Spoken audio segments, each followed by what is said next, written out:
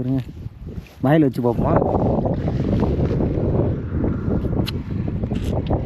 Okay, அதிக தூத்துக்குடியில் மட்டும் உப்பு அதிகமாக தயாரிக்கிறாங்க. எதனால்? அங்கே வெயில் அதிகமாக இருக்கிறதுனாலயா? வெயில் அதிகமாக இருக்கிறனாலங்கிறது இல்லை.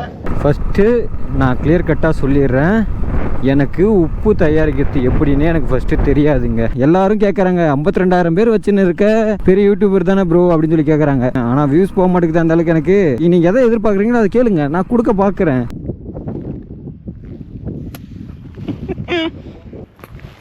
ஹே hi friends, welcome to our channel. இப்போ நம்ம எங்கே இருக்கோம் பார்த்தீங்கன்னா, நம்ம தூத்துக்குடியில் தாங்க இருக்கிறோமே. அதாவது உப்பு தயாரிக்கிற இடத்துல தான் இருக்கிறோம். இதோ பாருங்க பின்னாடி தெரியுதா, இதுதாங்க உப்பு. அது பக்கத்தில் தான் இருக்கிறேன். அள்ளி பார்க்கலாமா? வருங்க, ஃபுல்லாக கல் உப்பு. இங்கே இருக்கிறாங்க, அவங்ககிட்ட கேட்டு போங்க. அண்ணா, இந்த உப்பு எப்படின்னா தயாரிக்கிறீங்க? அந்த உப்பு தயாரிக்கிற முறை என்ன? தயாரிக்கிறது கடல் தண்ணி. கடல் தண்ணியை வந்து இங்கே இந்த மாதிரி பாத்தி கட்டி வச்சுருவீங்களா? வந்து போர் தண்ணி இருக்கும், கடல் தண்ணியை மிக்சிங் பண்ணி டெம்பரேச்சர், நம்ம வெயில் அந்த டெம்பரேச்சர்னால. ஓ, வெயிலோட டெம்பரேச்சரில் தான் அது உப்பாகுதா? அதில் எது கெமிக்கல்லாம் இருக்குது? கெமிக்கல்லாம் எதுவுமே இல்லை, எல்லாமே ஒரிஜினல். போர் தண்ணி, கடல் தண்ணி எடுத்தாந்து இங்கே வச்சு பாத்தி கட்டி விட்றீங்க. வெயிலோட வெப்பம் தானே. பெரிய தெப்பம் இருக்குங்க எங்கண்ணா? இது வந்து பாத்தி. ஓகே. தெப்பம். அது மாதிரி தெப்பம் வந்து என்ன செய்யணும்னா, இந்த பாத்தியை தாண்டி அங்கிட்டு இருக்கு, அந்த தெப்பத்தில் விட்டா தான் அப்படியே டிகிரி ஆகும், வந்துகிட்டே இருக்கும். பாத்திலேருந்து தெப்பத்துக்கு மாற்றி? இல்லை, தெப்பத்துலேருந்து தான் பாத்திக்கு வருமா? வந்த பிறகு அப்படியே கடத்தி அதுக்கப்புறம் கொண்டு வந்து அது எப்படியே தண்ணி நீராவி ஆகிறதுனால அப்படியே இதாகுதா? அதாவது எப்படி சொல்றேன்னா, அந்த கடல் தண்ணியில் வந்து உப்பு சத்து டிகிரி பார்க்குறேன். கடல் தண்ணியில் வந்து 3 டிகிரி தான் இருக்கும். உப்போட தன்மை 3 டிகிரி தான் இருக்கும். இங்கே வந்து நம்மளுக்கு வந்து உப்பு மாறணும்னா 24 டிகிரி மாறணும். வெயில் அதிகமானா தான் நீராவி பட தான் 24 டிகிரி கடைசி ஃபைனல் இந்த இருக்கா, அந்த இதில் வரும். அதுல இருந்து இந்த பாத்திக்கு எல்லாத்துக்கும் எடுக்கிறது. Okay okay. அதிக தூத்துக்குடியில் மட்டும் உப்பு அதிகமாக தயாரிக்கிறாங்க. எதனால? அங்கே வெயில் அதிகமாக இருக்கிறதுனாலயா? வெயில் அதிகமாக இருக்கிறனாலங்கிறது இல்லை, கடல் பக்கத்தில் இருக்கு. கடல் பக்கத்தில் இருக்கிறனால தான் இந்த போர் போட்டால் தண்ணி வரும். இதே நீங்கள் வேற ஒன்றும் இல்லை, திருநெல்வேலியில் போய் போர் போட்டீங்கன்னா உப்பு தண்ணி கிடைக்காது தான் இருக்கும். ஆமாம் ஆமாம், உப்பு இருக்காது. இதே நீங்கள் இதுக்கு அடுத்து ஒரு இப்படி சொல்லணும்னா, நீங்கள் இங்கேருந்து 20 கிலோமீட்டர் தள்ளி போனீங்கன்னா உப்பு தண்ணிக்கு வராது, சவர தண்ணியாக தான் இருக்கும், உப்பு தண்ணி வராது. எவ்வளோ அதனால தூத்துக்குடி கடல் பக்கத்தில் இதுக்காகிட்ட ஒரு 6 மாதம் விவசாயம் பண்ணிடும். இங்கிட்டு தான் கிழக்கிட்டு தான், அது மேற்கிட்டு கிழக்கு தண்ணி விடும். போர் போட்டு தான் எடுக்கிறீங்க. Okay okay. இதுக்கப்புறம் என்னென்ன பண்ணுவீங்க? அது போக இன்னொரு என்னன்னா, இந்த பூமி வந்து கரிசல் பூமி. அந்த பூமியோட மண் வந்து கரிசல் மண். இதே நீங்கள் வந்து அங்கிட்டு போனீங்கன்னா, தூத்துக்குடி நீங்கள் இதில் என்ன வெயில் அதிகமாக இருக்குது அப்படின்னா, நீங்கள் அங்கிட்டு போனீங்கன்னா கடல் மண்ணுலாம் இருக்கும். அந்த மண்ணில் வராது. அந்த மண்ணுலலாம் வராது. இந்த இதில் தான், இந்த கரிசல் மண்ணில் தான். ஓ, கரிசல் மண்ணில் தான் வரும். இந்த கடல் மண் இருக்குது அங்கெல்லாம், அந்த சைட்லாம் வராது. Okay okay. இங்கே கடல் பக்கத்துல இருக்குது, கரிசல் மண்ணா இருக்குது, அதனால தூத்துக்குடியில் இதாகுது. செம்மண் இருக்கு பார்த்தீங்களா? செம்மண் அந்த இதில் வராது. ஓகே. என்ன ஆயிரும், கலர் செம்மண் சிவப்பு என்ன ஆயிரும். காங்கிரீட் மாதிரி இருக்கும். இப்போ இந்த மண்ணில் போட்டு எடுத்தா தான் எடுக்க முடியும். இப்போ நம்ம தனியாக பிடிச்சி வச்சு இந்த பாத்திரத்தில் வச்சுலாம் எடுக்க முடியாது. வரும் கல் மாதிரி ஒரு கட்டியான, அந்த ஐஸ்ல வச்சோம்னா எப்படி இருக்கும், கட்டியா அந்த மாதிரி. 24 டிகிரி போனோமா? இது 24 டிகிரி போனாதான் உப்பா மாறும். இதுக்கப்புறம் சால்ட் உப்பு அப்படியே அரைக்கிறது தான். சால்ட் உப்பு ஒரு சில இடத்துல கருப்பா இருக்குது, நான் கொஞ்சம் கரிய கலர் ஆகுது, அது பொறிக்கிறாங்க. அது வரைக்கும் இது அப்படியே இப்படிதான் இருக்கும். அப்படியே அழுவீங்களா அங்க உப்பு? அப்படியே ஃபுல்லா நீராவி போயிடும், அப்படியே உப்பா இருக்கும். கூட்டி கூட்டி வைப்பீங்களா? ஆமாம்மா, அது ஓரம் கூட்டி வச்சிருக்கேன். ஓகே ஓகேண்ணா. அதாவது கருப்பா இருக்குன்னு சொல்றீங்கல்ல, அது கருப்பா இருக்கு காரணம்னா, கொஞ்சம் மழை பெஞ்சிருச்சுன்னா, அது ஏதாவது மண்ணு இறங்கி மழை பெஞ்சிருச்சுன்னா கரைபடி ஆயிரும்ல. ஆமா, பெரிய மழையிலே மண்ணு சரிஞ்சிக்கிறாங்க. ஆமா ஆமா, வரதான் மண்ணு சரிஞ்சு உள்ள போயில கருப்பாயிரும். அந்த இதை வந்து சாப்பாடுக்கு யூஸ் பண்ண மாட்டாங்க. இந்த இறைச்சிகள்லாம் கெட்டு போறது. ஓகே ஓகே ஓகே, புரியுது புரியுது. அதுக்கு போடுறது கொஞ்சம் குவாலிட்டி கம்மியா உள்ளது அந்த மாதிரி கொடுப்பாங்க. அப்படி சாப்பாட்டுக்கு வந்து குவாலிட்டியா தான் கொடுப்பாங்க. உப்பு சாப்பிட்டா கல் உப்பு தான் ஒரிஜினல்.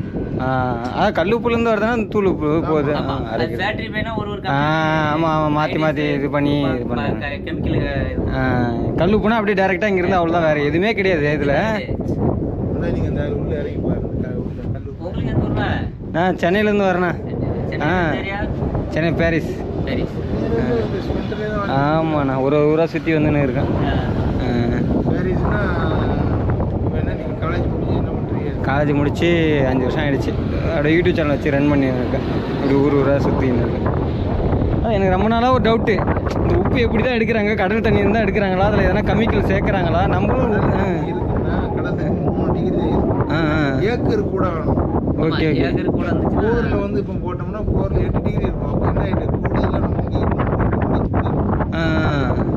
டிகிரி அந்த டெம்பரேச்சர் வந்து 8 டிகிரி இருக்கும். போர் போட்டு எடுக்கிறதுனால. இது டேரெக்டாக போயிட்டு நம்ம கடல்ல இருந்து எடுத்துகிட்டு வந்தோம்னா 3 டிகிரி தான் இருக்கும். இவ்வளோ விஷயம்.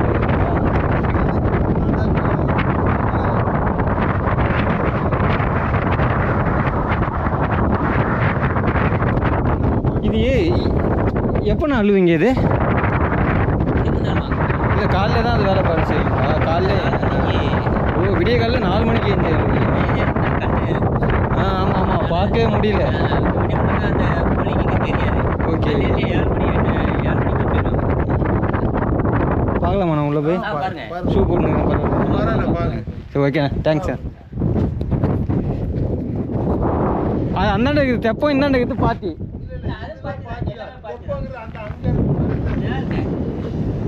சின்னதாக ஓ அந்த கட்டை போட்டு வச்சு அதுக்கு பின்னாடியா? ஓ ஓகே. கருப்பாக இருக்கிறது வந்து ஓ அங்கே எப்படி இருக்கும்? அங்கே வந்து என்ன தண்ணி வந்து இப்போ 24 இருக்குல்ல, அது 20, 18, 19 டிகிரி வரும்.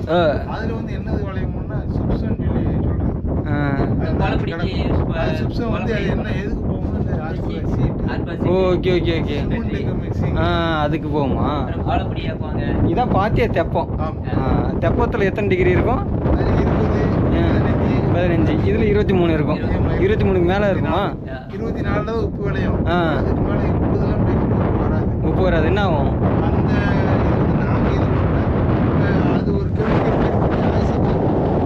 ஓ ஓகே ஓகே ஓகே ஓகே. ஆனால் இங்கே 23, 24 உப்பு வந்துடும். சரி, நான் இதை போய் பார்த்துட்டு வரேன்.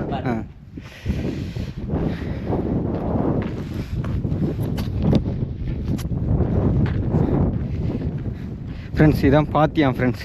இங்கே தான் வந்து உப்பு வருமா பாருங்கள். ஃபுல்லாக கீழே உப்பு தான். ஷூ போட்டு போகலாம், ஒன்றும் இல்லைன்னு சொல்லிட்டாங்க. அப்புறம் தண்ணியில் கிட்ட தொட்டு பார்க்குறோம். நல்லா பெருசு பெருசாக உடையுதுங்க. ஐயோ கையை கீச்சிட முடியுது, அந்தளவுக்கு ஷார்ப்பாக இருக்குங்க. வருங்க, வாயில் வச்சு பார்ப்போம்.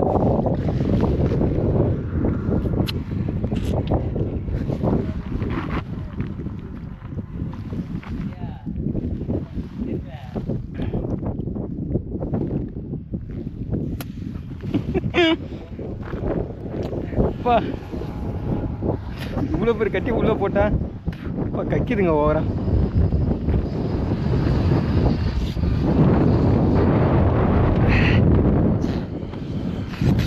இந்த சைடு ஃபுல்லாக உப்பு தாங்க. அப்படியே என் பின்னாடி பார்த்தாலும் அந்த சைட்லேயுமே உப்பு தாங்க. நான் காற்றுல கேட்குதா இல்லையான்னு தெரில. நான் மோட்டோ விளாகிங்களா போக போக இதை பற்றி ஃபுல்லாக டீட்டெயிலாக கிளியராக சொல்கிறாங்க. ஓகே சரி வாங்க போவோம். ஐயோ உப்பு தண்ணியில் வேறு கை வச்சுட்டேன், ஒரு மாதிரியாக இருக்குதுங்க.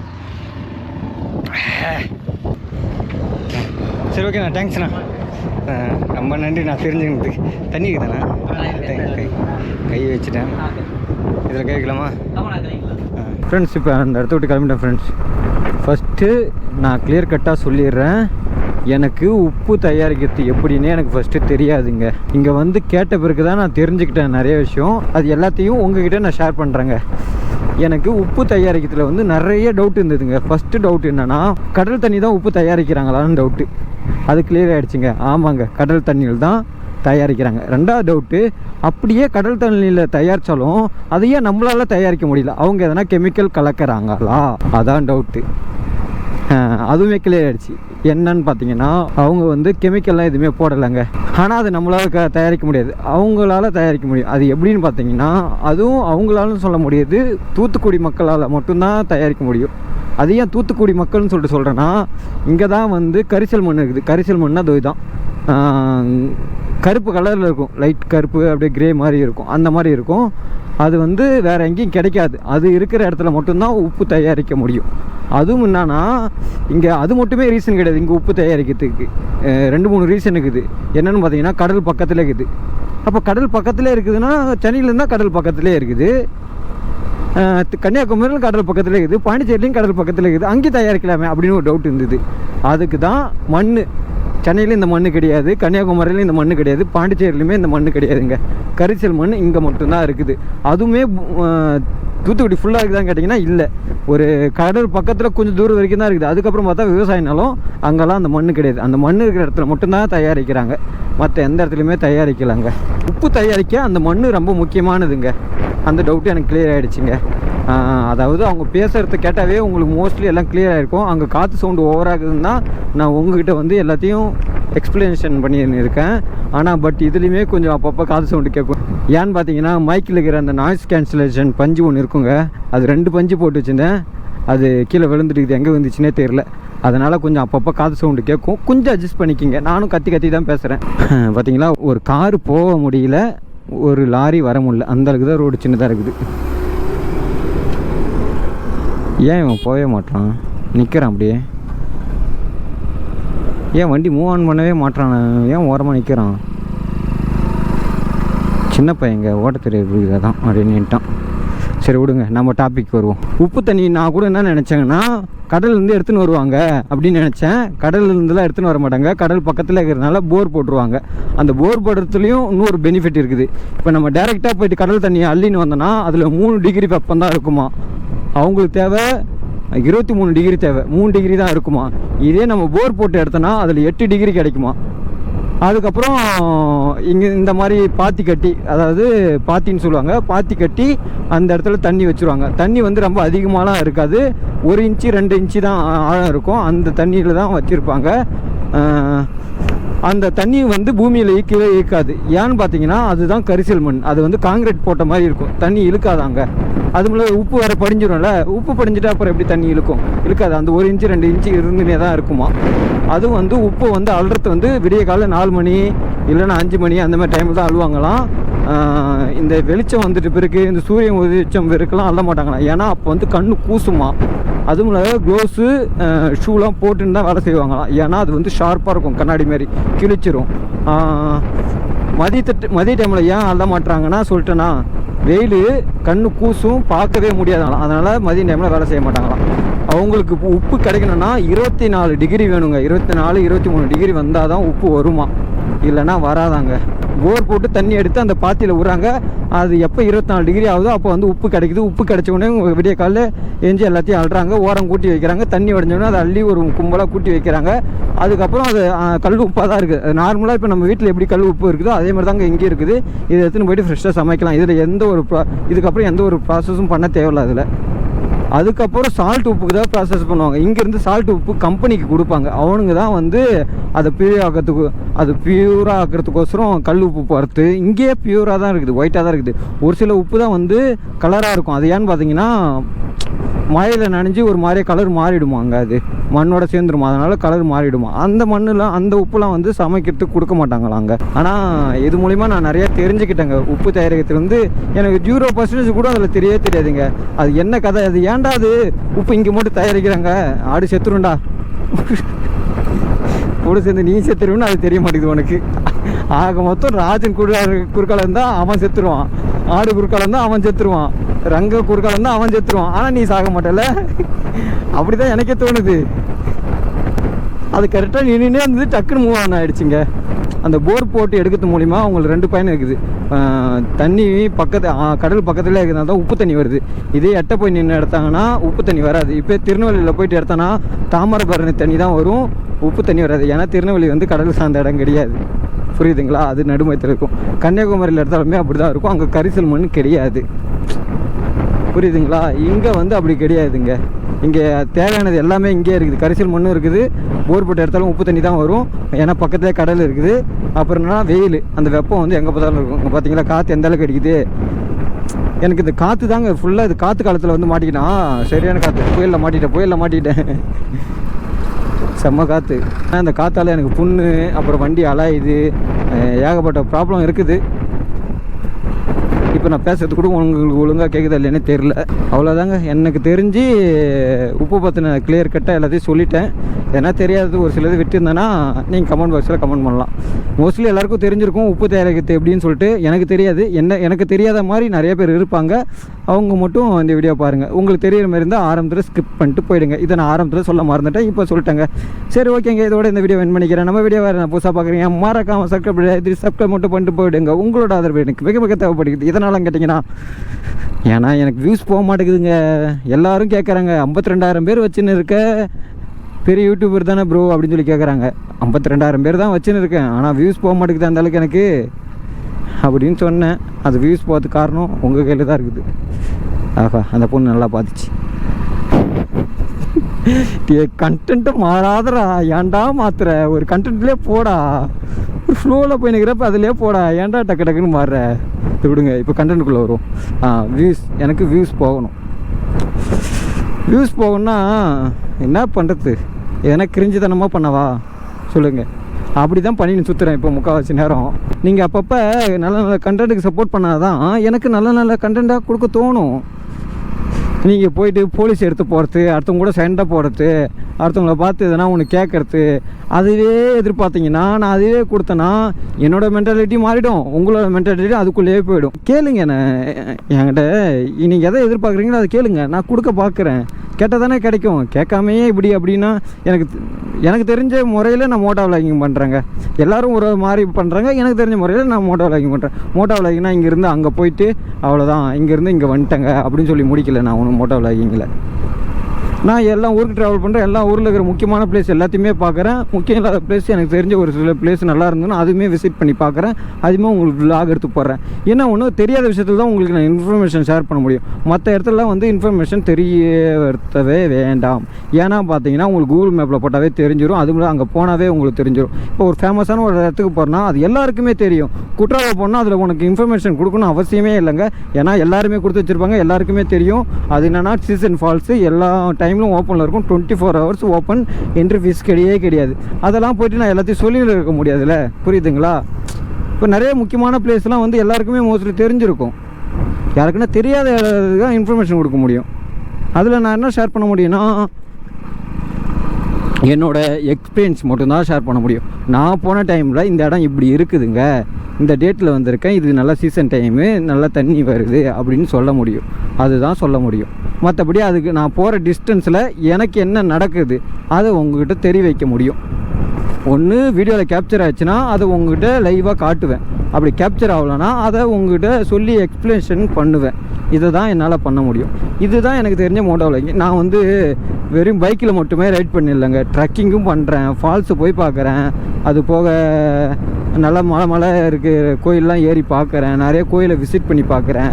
இப்போ இந்த உப்பு தேய்க்கிற முறை எனக்கு தெரியாது. இப்போ பார்த்து கேட்டு தெரிஞ்சுக்கிட்டேன். உங்கள்கிட்டயும் அதை ஷேர் பண்ணுறேன். எனக்கு தெரியாத விஷயத்த ஷேர் பண்ணுறேன். அதேமாதிரி உங்களுக்கு தெரியாத விஷயத்த கேளுங்க என்கிட்ட, நான் ஷேர் பண்ணுவேன் தேடி கண்டுபிடிச்சி. இந்த சைட்லாம் பார்த்தீங்கன்னா நிறைய பனை மரம் தான், எல்லாம் குட்டி குட்டியாக இருக்குது, ரொம்ப ஹைட்லாம் இல்லை, ஆனால் தடிப்பாக இருக்குதுங்க. ஃபுல்லாக எங்கெல்லாம் நொங்கு வியாபாரம் தான் நம்மளுக்கு பதனி கொடுக்குறாங்க. நம்ம ஆல்ரெடி பதனி குடிச்சிட்டோம். பாருங்கள், பார்த்தாவே தெரியுதா, இங்கெல்லாம் செம்மண்ணில் ஃபுல்லாகவே இந்த பனை மரமாக தான் இருக்குது. இப்போ இந்த இடத்துல உப்பு தயாரிக்க முடியாதுங்க. இதுதாங்க கண்ணு கட்டன் தூரம் வரைக்கும் வெறும் பனை மரம் மட்டும்தான் கண்ணுக்கு தெரியுது. இங்கெல்லாம் வந்தீங்கன்னா கருப்பட்டி வாங்கின்னு போகலாம். சரி ஓகேங்க, நான் எப்போயே வீடியோ என் பண்ணுறேன்னு சொல்லிட்டேன். இவ்வளோ நேரம் தொண்ணு பேசினுறேன். சரி ஓகேங்க, இதோட இந்த வீடியோ என் பண்ணிக்கிறேன். நம்ம வீடியோ வேறுனா புதுசாக பார்க்குறீங்க, மறக்காமல் சப்ஸ்கிரைப் மட்டும் பண்ணிட்டு போயிடுங்க. உங்களோட ஆதரவு எனக்கு தேவைப்படுகிறது. அதனால் உங்களோட ஆதரவு அள்ளி கொடுத்துருங்க.